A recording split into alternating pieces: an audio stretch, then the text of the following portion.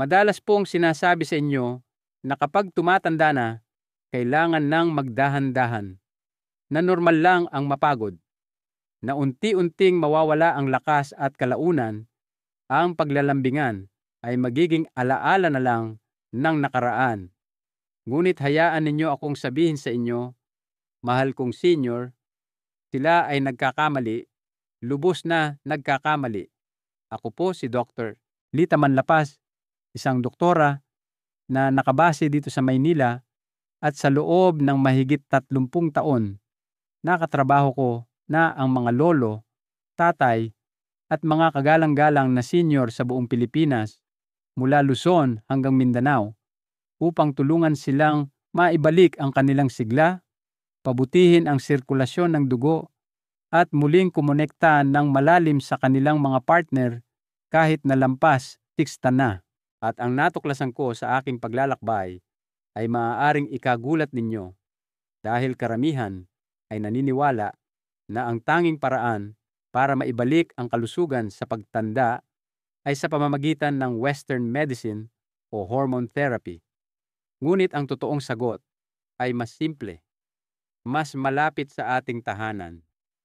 Sa katunayan, nagmumula ito sa 4 na pamilyar na prutas. Hindi mga mamahaling gamot, hindi mga komplikadong paggamot, kundi mga prutas lamang. At maaaring sila na ang susi sa pagpapanumbalik ng inyong lakas, ng inyong kumpiyansa, at ng inyong paglalambingan sa isang ganap na natural na paraan. Hindi ito mga kakaibang sangkap. Madali ninyo itong mahahanap sa inyong lokal na palengke sa umaga, sa mga nagtitinda ng prutas malapit sa inyong simbahan, o sa palakaibigang magtataho na dumadaan sa inyong lugar. At ang mga prutas na ito, hindi lang sila masarap. Tumutulong silang mapabuti ang daloy ng dugo, iangat ang inyong emosyonal na kalagayan, at ibalik ang pakiramdam ng pagiging malapit na marami na ang tahimik na isinuko. At ang mas maganda pa rito ay ito. Gumagana sila kahit na kayo ay 70, 75 o higit pa. Ang edad ay hindi ang katapusan. Hindi, habang ang inyong katawan ay tahimik pa ring nakikinig.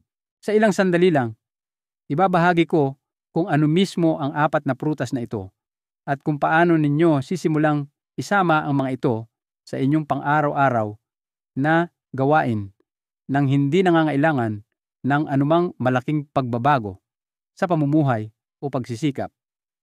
Mga simple at banayad na hakbang lamang para maramdaman ninyong mas malakas, mas konektado, at mas may tiwala muli sa inyong sariling katawan.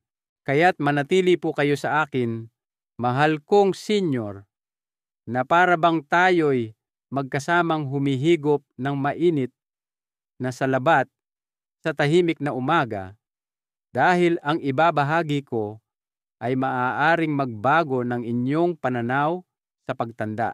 At bago natin tuklasin ang 4 na maliliit ngunit makapangyarihang prutas na ito, kung sa tingin ninyo ay karapat-dapat pakinggan at ipasa ang usapang ito, malugod ko kayong inaanyayahan.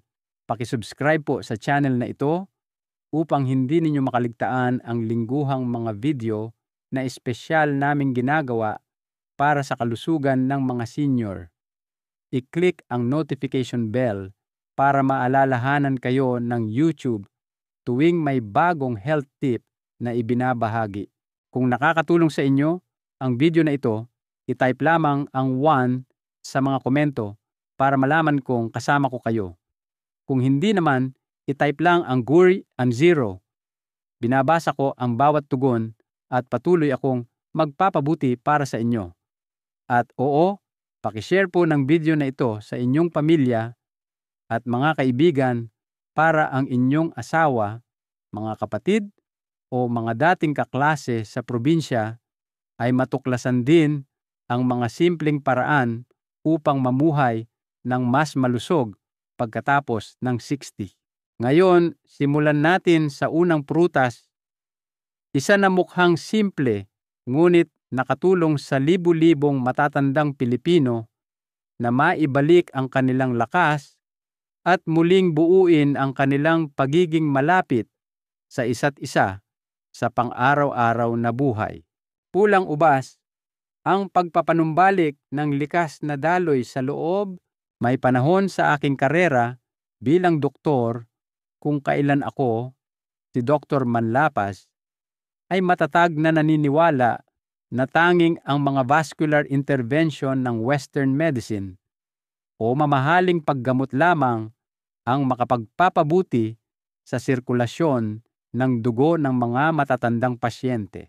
Ngunit habang mas nakikinig ako sa mga senior mula sa mga lugar tulad ng Cebu, Davao o Iloilo, at habang mas marami akong nababasa tungkol sa mga senior citizen na puno pa rin ng buhay, matalas pa rin ang isip at magkahawak kamay pa ring naglalakad kasama ang kanilang asawa sa Luneta Park tuwing umaga, mas napagtanto ko ang isang bagay na simple ngunit makapangyarihan. Minsan, ang pinakamabisang solusyon ay hindi nagmumula sa botika, kundi sa sarili ninyong kusinang Pilipino. At isa sa mga matagal nang kasama natin ay walang iba kundi ang pulang ubas. Hindi mga imported na supplement mula sa ibang bansa, hindi mga magagarang tableta na may mahirap bigkasing pangalan. Mga bilugan, makatas na pulang ubas lang, ang uri na mahahanap ninyo sa nagtitinda ng prutas sa kanto ng inyong palengke o maaaring i-order mula sa maliit na sari-sari store malapit sa inyong bahay. Ngunit ang mga ubas na ito ay naglalaman ng isang natural na compound na may malakas na epekto, ang resveratrol. Ang resveratrol ay isang malakas na antioxidant na pumapasok ng malalim sa mga daluyan ng dugo. Ginagawa itong mas nababaluktot at nababanat. Nakakatulong ito upang ang dugong mayaman sa oxygen ay dumaloy ng maayos sa pinakamahalagang bahagi ng katawan, ang puso, ang utak, ang mga kalamnan, at maging sa mga pribadong bahagi. Ang pinakakahanga-hanga ay kung paano ginigising ng pulang ubas ang daloy ng dugo, kung saan ito madalas pinababagal ng pagtanda, una sa ibabang bahagi ng katawan. Naranasan nyo na bang manlamig ang inyong mga paa sa umaga kahit hindi naman taglamig? O makaranas ng bahagyang pamamanhid, mas mabagal na pagtugon o pangkalahatang pagkapagod? At napansin na ang mga sandali ng paglalambingan sa inyong asawa ay tila malayo o mahirap na. Mahal kong senior, hindi ninyo ito kasalanan. Ito ay mga senyales ng mahinang sirkulasyon at ang pulang ubas ay maaaring dahan-dahang buksan muli ang daan na iyon. Para sa mga matatandang lalaki, ang pagkain ng pulang ubas araw-araw, kahit isang dakot lang sa hapon o kasabay ng inyong kape, ay nagpakita ng malinaw na pagbuti sa sigla. Ito ay dahil pinapalakas ng resveratrol ang nitric oxide, isang compound na mahalaga para simulan at mapanatili ang isang malusog na physiological response. Ngunit hindi tulad ng mga sintetikong gamot, ginagawa ito ng ubas ng marahan, ng walang pagkahilo, ng walang side effects. Para sa mga matatandang babae, pinapataas ng pulang ubas ang pagiging sensitibo ng dugo sa paligid ng pelvic area na nagbabalik ng init, ginhawa, at ginagawang buo muli ang pakiramdam ng pagiging malapit, pisikal, at emosyonal. Dahil sa huli, ang paglalambingan sa ating edad ay hindi lamang tungkol sa function. Ito ay tungkol sa muling pagpapasiklab ng isang damdamin na maaaring tahimik na naglaho. Naaalala ko ang isang matandang mag-asawa, parehong nasa kanilang 70s, na dumalaw sa akin mula sa Bacolod. Ang kanilang mga mata ay nagniningning, ang kanilang mga kamay ay magkahawak pa rin habang sila ay ngumingiti at nagsasabi sa akin, "Hindi namin akalain na ilang ubas lang araw-araw ay maaaring maglapit sa amin, tulad noong kami ay bagong kasal, at napangiti ako bilang tugon dahil hindi ito mahika. Ito ay isang matalino at magandang pagpili. At alam ninyo ba, simula pa lang ito, dahil ang susunod na prutas na kasing pamilyar ng isang plato ng kanin at adobo sa bahay ay hindi lang nakakatulong sa mas magandang sirkulasyon ng dugo. Ito rin ay isang tahimik na tagapagtanggol ng inyong mga bato. Isang lugar na may mahalagang papel sa kung gaano kayo kakumpiyansa, komportable, at konektado sa mga sandali ng paglalambingan sa inyong ginintuang taon. Gusto nyo bang malaman kung ano ang prutas na iyon? Tuklasin natin ito ng magkasama. Cranberry, ang tahimik na tagapagtanggol ng inyong mga bato sa loob ng maraming taon. Hindi ko gaanong pinag-isipan ang isang partikular na prutas dahil hindi ito bahagi ng ating tradisyonal na pagkaing Pilipino. Ang prutas na iyon ay cranberry. Ako, si Dr. Manlapas, ay dating iniisip na ang cranberry ay isang maasim na pulang palamuti na inihahain ng mga kanluranin tuwing kanilang Pasko, tulad ng kung paano tayo may Noche Buena o Pista ng Bayan. Hindi ko inakala na ang ganitong prutas ay maaaring magkaroon ng makabuluhang kinalaman sa kalusugan, lalo na sa kalusugan ng mga senior dito sa Pilipinas. Ngunit may nangyaring hindi inaasahan. Nagsimula akong makinig ng mas mabuti sa mga lolo at lola na lampas siksinta na malulusog pa rin, naglalakad pa rin tuwing umaga sa Quezon Memorial Circle at tumatawa pa rin kasama ang kanilang mga asawa na parang bagong kasal. At nakapagtataka, palaging lumalabas ang cranberry sa kanilang mga kwento. Ang ilan ay iniinom ito bilang unsweetened juice sa umaga. Ang iba naman ay naghahalo ng pinatuyong cranberry sa kanilang insaladang pipino at sibuyas. Kaya sinimulan kong pag-aralan ng mas malalim ang hamak na prutas na ito. At ang natuklasan ko ay ganap na nagpabago sa aking pananaw dito. Lumalabas na ang cranberry ay isa sa pinakamakapangyarihang tahimik na tagapagtanggol ng ating mga bato at urinary system. Dalawang bahagi na tahimik na gumaganap ng sentral na papel sa ating sexual health, antas ng enerhiya, at paglalambingan sa ating mga senior years. Kasi kapag humihina ang ating mga bato, nagsisimulang maipon ang mga lason, bumabagal ang daloy ng dugo, at nagsisimulang gumapang ang pamamaga sa pinakamaselang bahagi ng ating katawan, ang mga bahaging hindi natin karaniwang pinag-uusapan. Dahil dito, bumababa ang pagnanasa, bumabagal ang pagtugon, at para sa maraming matatandang lalaki, kahit ang erections ay nagiging mas mahina at hindi maaasahan. Diyan pumapasok ang cranberry na parang isang tapat na bantay para sa inyong intimate health. Ang maliit na prutas na ito ay mayaman sa mga compound na nagpapababa ng pamamaga, naglilinis ng urinary tract, at pinapanatiling malinis at malusog ang mga daluyan ng dugo sa paligid ng pelvic area. Hindi lang nito pinipigilan ang discomfort, ngunit pinapayagan din nitong dumaloy ng malaya ang dugo sa mga lugar kung saan ito pinakamahalaga sa mga sandali ng pagiging malapit. Para sa mga kalalakihan, madalas itong nangangahulugan ng mas malakas at mas maaasahang erections dahil ang malusog na bato ay nangangahulugan ng matatag na presyo ng dugo at mas mahusay na produksyon ng nitric oxide na parehong mahalaga para sa sexual function. Para sa mga kababaihan, nakakatulong ang cranberry na mabawasan ang panunuyo at iritasyon na nagbabalik ng ginhawa at kumpiyansa sa panahon ng paglalambingan at pinapawi ang pag-aalinlangan na tahimik na dinadala ng marami. Ngunit ang pinakamahalaga, nagdudulot ito ng pakiramdam ng ginhawa at kapayapaan dahil nakilala ko ang napakaraming senior na tahimik na nagdusa mula sa mahapding pag-ihi, nawawalang pagnanasa, o emosyonal na distansya sa kanilang relasyon at hindi nila ito kailanman sinabi.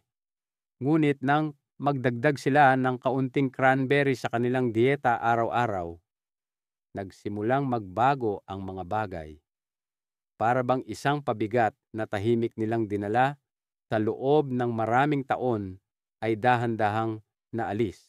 Naaalala ko si Aling Maria mula sa vegan na nagsabi sa akin, dinalhan ako ng manugang ko ng isang maliit na kahon ng pinatuyong cranberry mula sa isang modernong grocery. Wala akong inaasahan. Ngunit sa loob lamang ng ilang linggo, naramdaman kong may nalinis sa loob ko at maging ang pakiramdam ko ay gumaan. Kapag ang katawan ay hindi na lumalaban sa mga nakatagong discomfort o hindi masabing alalahanin, natural at dahan-dahang bumabalik ang koneksyon. At ang koneksyon na iyon ang nagbibigay sa buhay pagkatapos ng sisanta ng tunay na init, malalim na pagiging tao, at magandang kahulugan. Kahit magdagdag ka lang ng isang maliit na kutsara ng cranberry sa iyong fruit salad o humigop ng unsweetened juice sa umaga, nararapat ang prutas na ito sa inyong kusina. Hindi lang dahil inaalagaan nito ang inyong mga bato, kundi dahil pinoprotektahan nito ang inyong sirkulasyon, ang inyong ginhawa, at ang inyong paglalambingan, mga bagay na hindi dapat isuko ng sinumang senyor. Ngunit, kung sa tingin ninyo ay hanggang doon na lang iyon, maghintay pa kayo ng kaunti. Dahil ang susunod na prutas na pag-uusapan natin ay hindi lang nagpoprotekta sa inyong kalusugan. Pinapaningas nitong muli ang inyong panloob na sigla na parang isang natutulog na apoy na laging nasa loob ninyo, naghihintay ng tamang sandali para muling mag-alab. Tuklasin natin ito ng magkasama. Papaya ang marahang panggising ng sigla. Mayroong isang bagay sa isang hinog na papaya na parang hawak mo ang isang buong mapayapang umaga sa iyong mga kamay. Ang uri na matatagpuan mo sa isang probinsya kung saan banayad ang sikat ng araw. Dala ng hangin ang amoy ng lupa at maririnig sa malayo ang huni ng mga ibong maya mula sa puno ng mangga ng kapitbahay. Marahil ito ay dahil sa malambot na kulay kahel nito o sa paraan na ito ay natutunaw sa dila na may tamis na nagbabalik ng mga alaala ng pagkabata noong si tatay ay naghihiwa ng papaya pagkatapos ng tanghalian at isinusubo sa amin ng may ngiti. Ngunit sa likod ng malambot na tamis na iyon ay mayroong isang tahimik na lakas. Isa na marahil ay hindi pa naisip ng maraming taong lampas siksik. Ang papaya ay isa sa pinakamakapangyarihang prutas upang gisingin ang panloob na sigla ng marahan ngunit malalim. Naaalala ko pa ang isang matandang pasyente, si Mang Efren, isang retiradong punong guro mula sa Pampanga. Dumalaw siya sa akin isang beses. Ang kanyang mga mata ay pagod dahil sa kakulangan sa tulog. Ang kanyang boses ay mahina at malungkot. Hindi ko na nararamdaman na malakas ako, doktora.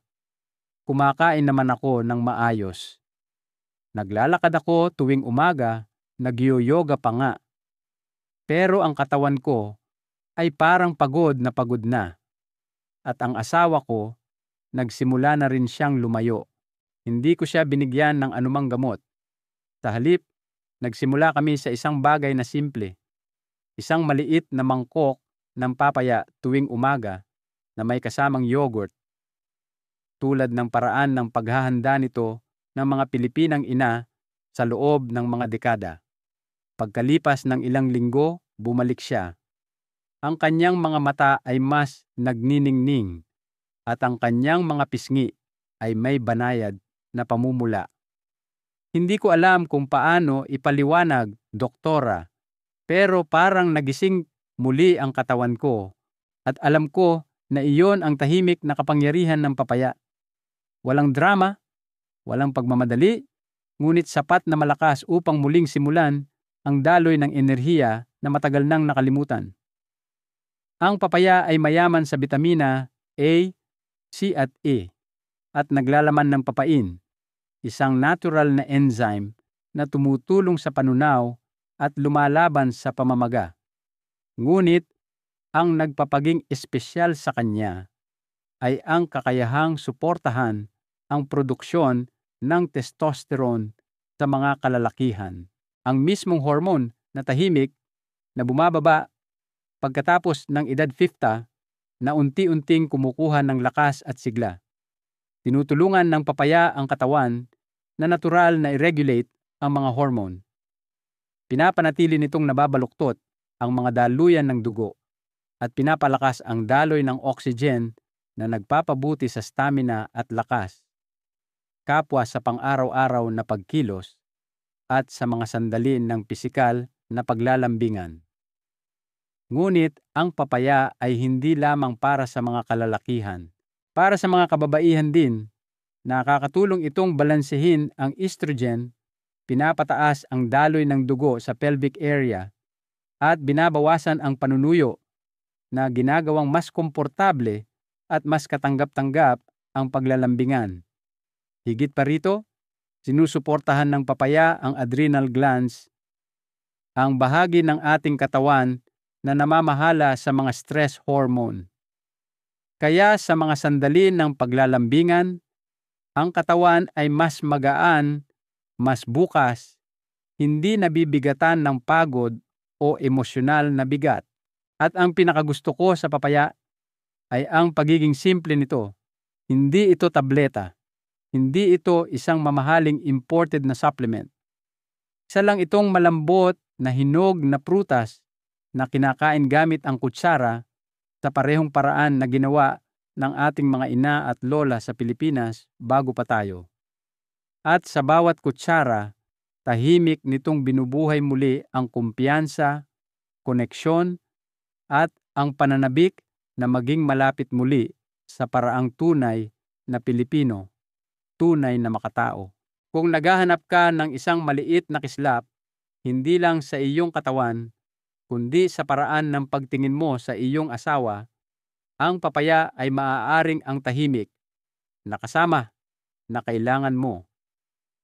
Hindi ito nangangako ng mga paputok, ngunit madalas ay binibigyan ka nito ng isang bagay na mas mahalaga: katatagan, init, at isang muling pagkonekta na nagtatagal. At kung sa tingin ninyo ay hanggang doon na lang ang mga prutas, maghintay hanggang masabi ko sa inyo ang tungkol sa huling prutas. Ang isa na sumusuporta sa inyong puso, nagbabalanse ng inyong mga hormone, tumutulong sa inyong makatulog ng mahimbing at magmahal ng mas lubos. Cherries, ang prutas na muling nagpapaningas ng paglalambingan. Mayroong mga prutas na hindi nangangailangan ng mga salita. Isang tingin lang at nagdudulot na sila ng pakiramdam ng lambing. Ang isang mangkok ng matingkad na pula at makatas na cherries na dahan-dahang nakapatong sa iyong palad ay maaaring magpabagal ng oras, tulad ng isang tamad na hapon sa Tagaytay o isang marahang dampi ng hangin sa isang beranda sa Batangas. Ang paraan ng bawat cherry na dahan-dahang gumugulong sa isang ceramic na plato, ang paraan ng dahan-dahan mong paglasap sa isa, hindi nagmamadali. Nagbabalik ito ng mga alaala ng mga sandali na simple, magiliw, at malalim ang kahulugan. At saka mo mapagtatanto na ang maliit na prutas na ito ay hindi lang nagpapaginhawa sa dila. Pinagiginhawa nito ang katawan at ang puso. Naaalala ko maraming taon na ang nakalipas. Ako, si Dr. Manlapas ay nakakilala ng isang mag-asawa mula sa Baguio, parehong nasa kanilang 60s. Mahigit 4 na dekada na silang kasal. Ang kanilang pag-ibig ay matatag, payapa. Ngunit noong araw na iyon, ang asawang lalaki ay tahimik na tumingin sa akin at nagsabi, "Mahal ko pa rin siya, doktora. Ngunit kamakailan, parang hindi na sa akin ang katawan ko. Pagod na ito, mabagal, at nami-miss ko na ang paglalambingan na dati naming pinagsasaluhan." Ang kanyang asawa ay ngumiti lang ng malumanay. Hindi siya nagalit, ngunit ang kanyang mga mata ay may pamilyar na sakit. Ang pananabik sa isang magiliw na haplos para sa tahimik na pagmamahal pagkatapos ng hapunan. Para sa init na dating pinagsasaluhan nila noong kanilang kabataan. Hindi sila humingi ng gamot, hindi sila humingi ng hormone therapy o komplikadong paggamot. Nagtanong lang sila, "Doktora, meron po bang mas natural, mas banayad?" At iminungkahi kung subukan nila ang cherries. Hindi sila gaanong umasa. Ngunit pagkalipas ng halos 2 buwan, nang sila ay bumalik, may malinaw na nagbago. Sila ay nagniningning. Ang kanilang mga kamay ay magkapulupot na parang isang mag-asawang papasok sa simbahan ng magkasama tuwing bagong taon. At alam kong nagsimula ng maalala ng kanilang mga katawan kung paano kumonekta. Ito ay dahil ang cherries ay naglalaman ng anthocyanins, mga makapangyarihang natural na antioxidant na nagpapababa ng pamamaga, naglilinis ng mga daluyan ng dugo, at nagpapataas ng produksyon ng nitric oxide. Pinapayagan nitong dumaloy ng maayos ang dugo hindi lamang sa puso o utak, kundi pati na rin sa pelvic region kung saan tahimik nitong ibinabalik ang sensasyon at pagtugon. Para sa mga kalalakihan, madalas itong nangangahulugan ng natural na pagbabalik ng lakas ng walang tableta, ng walang pressure. Para sa mga kababaihan, ibinabalik nito ang pakiramdam ng init, ginhawa at banayad na pananabik, ang uri na dating natural na dumarating sa mga unang taon ng pag-aasawa. Ngunit, ang pinahahalagahan ko sa cherries ay hindi lang nito sinusuportahan ang katawan. Pinagagaling nito ang pagtulog. Pinapakalma nito ang isipan. Ang cherries ay mayaman sa natural na melatonin, isang compound na tumutulong sa atin na makatulog ng mas mahimbing, mas tuloy-tuloy. At tulad ng alam nating lahat, kapag bumuti ang tulog, bumabalanse ang antas ng hormone, nawawala ang mental stress, at dahan-dahang bumubukas muli ang puso. Handa nang yakapin muli ang pag-ibig. Walang bigla ang pagbabago, walang maingay na transformasyon, isang tahimik na pagbabalik lamang. Araw-araw, bawat cherry, nag-aalaga ng lambot sa katawan, tumutulong sa mga hormone na dumaloy muli sa ritmo, at dahan-dahang ginagabayan ang mag-asawa pabalik sa tahimik na pagkakasundo kung saan hindi na kailangan ng pagsisikap para maglambingan. Ito ay kusang nangyayari. Nakita ko na ang maraming mag-asawa na nagbago sa ganitong paraan. Hindi dahil sa anumang himala, kundi dahil kapag ligtas ang pakiramdam ng katawan, natural na bumubukas ang pinto sa koneksyon. At minsan, sapat na ang isang simpleng mangkok ng cherry sa inyong lamesa sa gabi para ipaalala sa inyo na ang kakayahang magmahal tulad ng dati ay nasa loob ninyo pa rin. Paano magsisimula ngayon? Dahan-dahan. Kung nandito ka pa rin kasama ko, tahimik na binabasa ang mga huling salitang ito, marahil ay mayroon ng banayad na kumilos sa loob mo. Baka kamakailan ay medyo mabagal ang pakiramdam mo kaysa dati. Hindi na tumutugon ang iyong katawan tulad ng dati. O baka ito lang ang bahagyang pakiramdam ng paglayo sa iyong sarili, at maging sa partner mo na kasama mong naglakad sa loob ng mga dekada at lahat sa paligid mo ay nagsasabing, ganito lang talaga ang pagtanda. Ngunit hayaan ninyo akong sabihin sa inyo, mahal kong senior, hindi iyan ang buong katotohanan. Nakikinig pa rin ang inyong katawan. Tahimik pa rin itong tumutugon kung bibigyan mo lang ito ng kaunting pasensya, kaunting lambing. Kaya tunay kong pinahahalagahan ang paraang ito na ating tinalakay ngayon. Walang matinding dieta, walang mga kapsulang nagkakahalaga ng libu-libong piso, walang malalaking pagbabago sa inyong pang-araw-araw na pamumuhay. Isang bagay na kasing simple at totoo ng prutas. Buo, tapat, natural, tulad ng paraan ni nanay noon na nagpipiga ng kalamansi o naghihiwa ng papaya noong pinalalaki pa niya ang pamilya. At para magsimula, hindi mo kailangang gawin lahat. Pumili lang ng isang prutas mula sa 4 na ating pinag-usapan. Ang isa na pamilyar sa iyo, ang pinakamadaling isama, o marahil ang isa na tahimik nang nakalagay sa iyong kusina ngayon.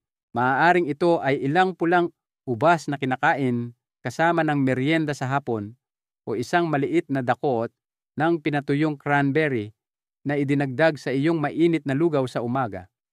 Marahil isang matamis na piraso ng papaya pagkatapos ng tanghalian o ilang cherries na dahan-dahang nilalasap kasabay ng iyong tasa ng salabat sa gabi habang lumulubog ang araw.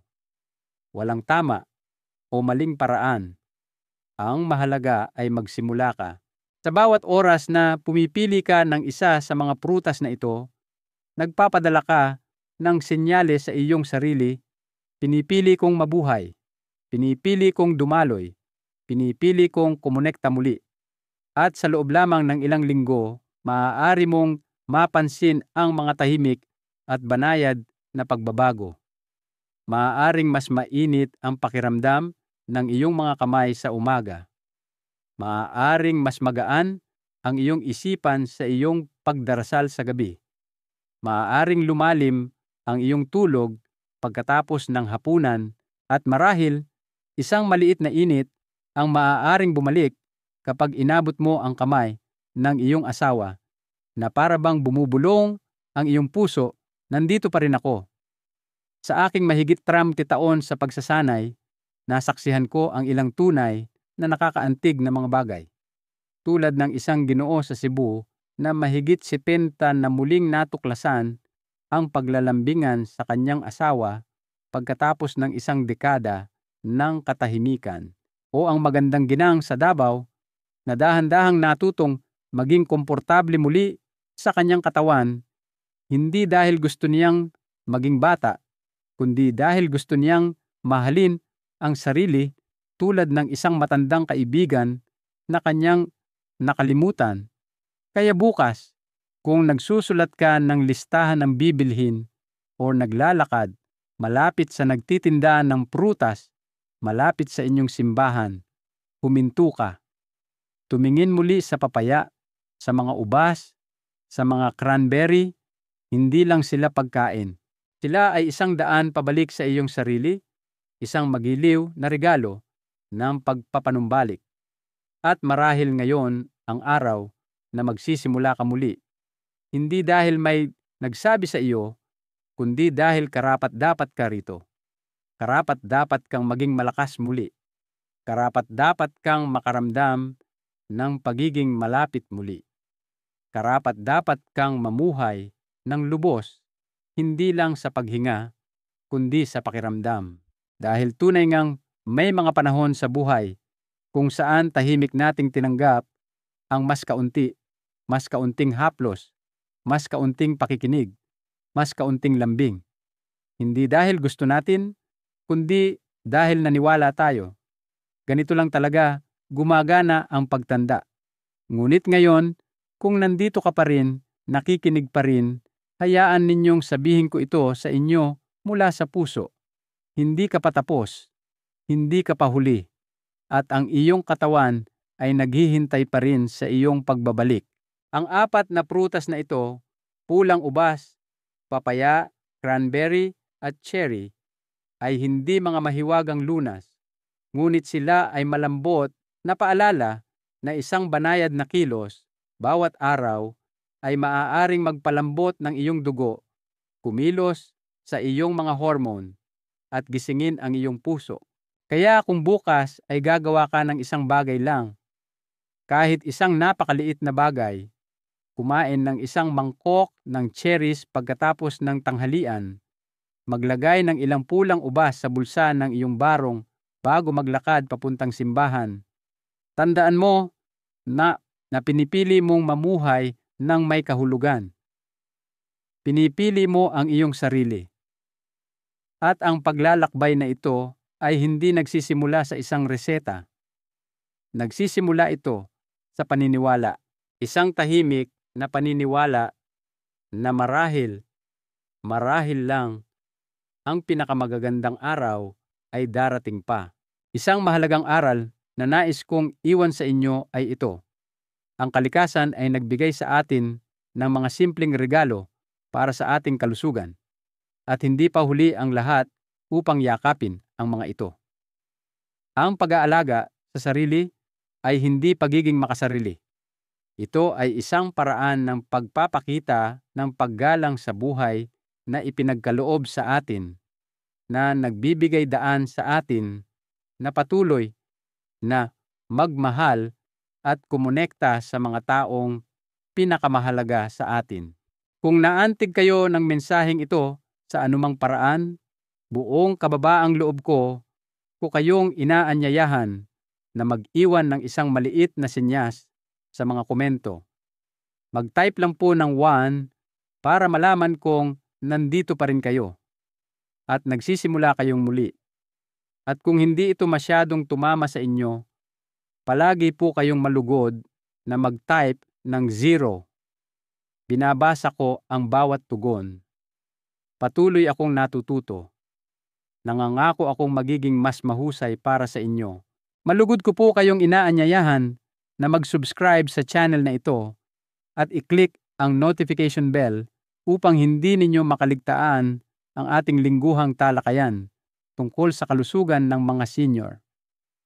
At oo, paki-share po ng video na ito sa inyong pamilya, mga kaibigan, o dating kasamahan para sila rin ay matuto ng mga simpleng paraan upang mamuhay ng mas masigla at masaya. Maraming salamat sa pananatili hanggang sa dulo at salamat sa pagbubukas ng inyong puso at pagbibigay sa inyong sarili ng isa pang magiliw na pagkakataon.